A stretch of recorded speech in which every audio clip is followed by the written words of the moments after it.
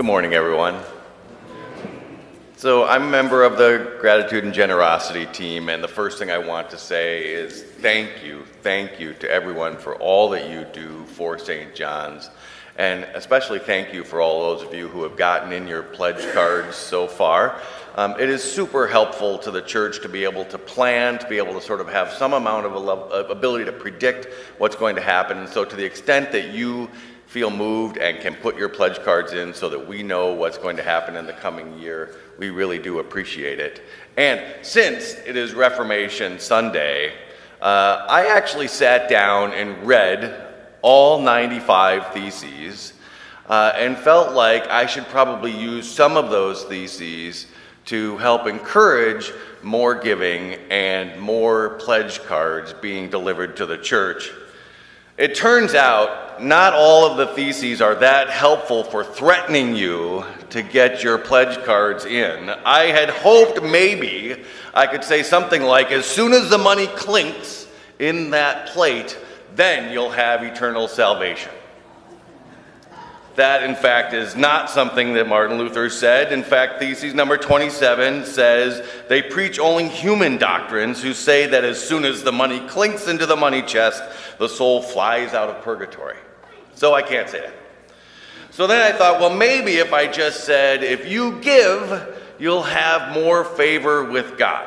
No, it turns out that one is not a good threat either. It's thesis number 45 that says that a person who sees a needy man and passes him by, yet gives his money for indulgences, does not buy papal indulgences, but buys God's wrath. So that didn't seem like a good threat either. What can I say?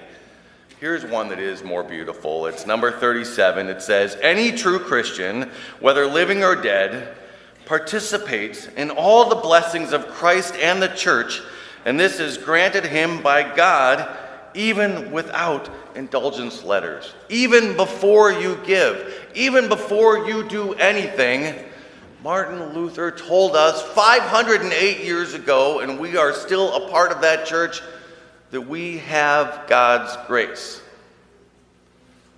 None of that seems like it's a reason to really insist that you get your pledge cards in. So, as an attorney, I only have one recourse. I'm going to read all 95 theses to you until everyone comes up with their pledge cards. No, I'm only going to tell you one more, and that is, or two more actually. One is number 44. Because love grows by works of love, we thereby become better by those works of love.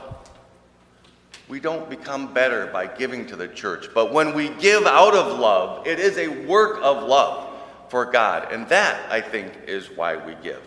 When we give our time and our talent and treasures, knowing that those gifts are work of love, that is praise to God. It is a help to the church, surely. It keeps the lights on, but it is demonstrating God's love. And I'll tell you just one other one that I saw. It is number 62.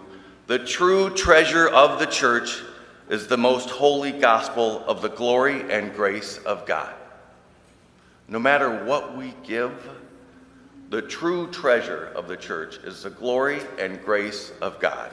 And so we, like all of those before us for the last 508 years, can express our love, our praise, our thanksgiving in spreading that treasure to everyone. So, if you haven't gotten your pledge cards in yet, please do so. And whether you put your pledge cards in or not, feel the love of Christ when you're giving, here and for all those in need. Thank you very much.